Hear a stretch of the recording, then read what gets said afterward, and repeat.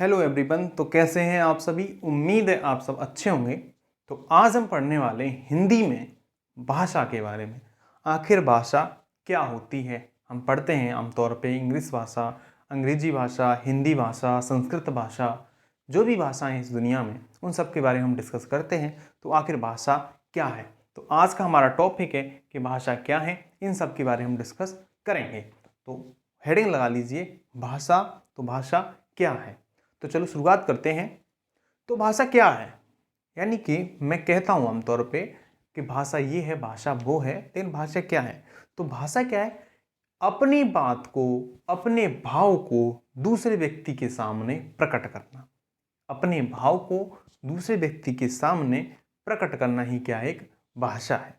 तो जब मैं भाषा की अगर बात करता हूँ तो भाषाएं आपने पढ़ी हैं, अंग्रेजी भाषा, हिंदी भाषा, लेकिन कभी गौर नहीं किया कि यार भाषा क्या है। तो भाषा क्या है? हेडिंग लगा लीजिए, भाषा। तो भाषा क्या है? अपने भाव को दूसरे व्यक्तियों के सामने, दूसरे व्यक्ति के सामने स्पष्ट करने का तरीका। स्पष्ट करने का तरीका यानी अपने भाव को किसी दूसरे व्यक्ति के सामने स्पष्ट करना है तो मैं किसका सहारा लूँगा? तो मैं सहारा लूँगा किसका?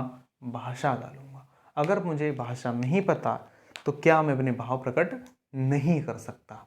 क्लियर बात है। तो आमतौर पे प्रत्येक व्यक्ति को भाषा का ज्ञान अवश्य होता है, चाहे वो कोई भी हो। तो भाषा क्या है?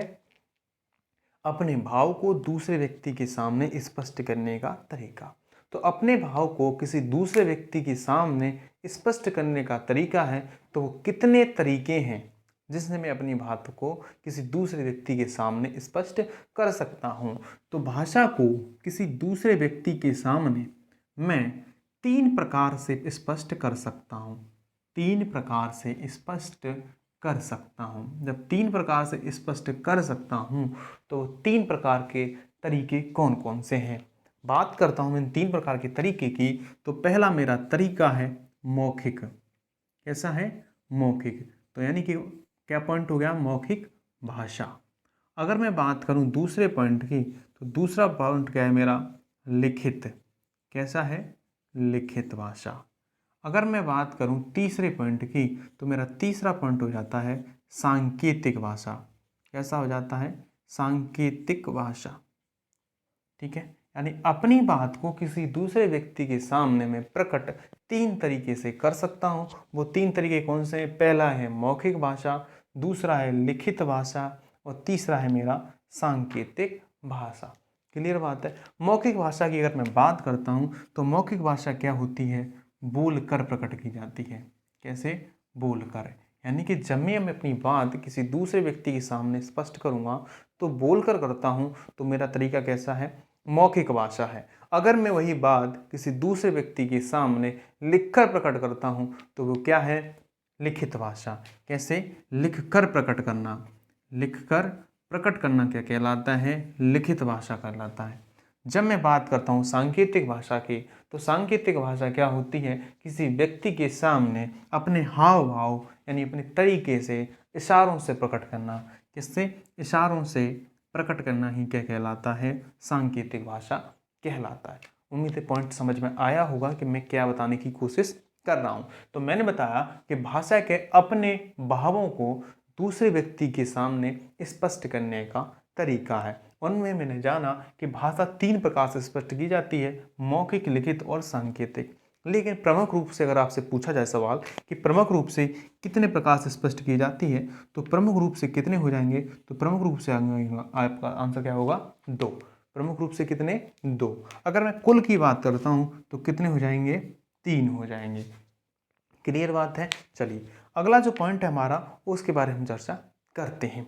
तो 3 तरीके आपने जाने कि मौखिक, लिखित और सांकेतिक। मौखिक क्या होती है कि मौखिक हम जब भी बात करते हैं अपनी, यानी जब से व्यक्ति का जन्म हुआ यानी 65 काल से हम जब प्रयोग करते हैं तो किसका बात करते हैं? मौखिक भाषा। जब हम लिखित भाषा की बात करते हैं तो हमें लिपि का ज्ञान होना आवश्यक है। किसका ज्ञान होना आवश्यक है? लिपि का।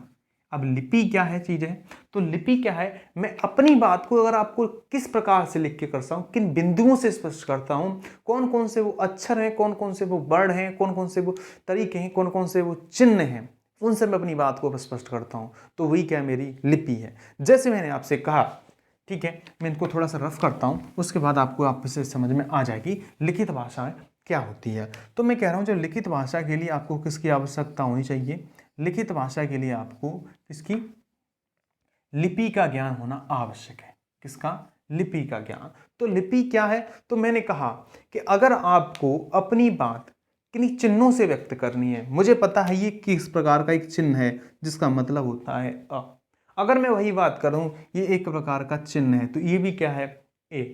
क्लियर बात है। मैं अगर वही बात कर दूं, जैसे मैंने लिखा ए, तो ये भी क्या है, एक चिन्ह है। तो मुझे कैसे पता ये ए है, ये यानी कि मुझे पता है कि ये क्या है, एक चिन्ह मैंने बनाया है, एक चिन्ह है जिससे मैं बताता हूं कि अपनी बात को किसी एक ही प्रयोग करूंगा, तो किसके लिए करूंगा, इस शब्द का प्रयोग करूंगा, यानी इस वर्ड का।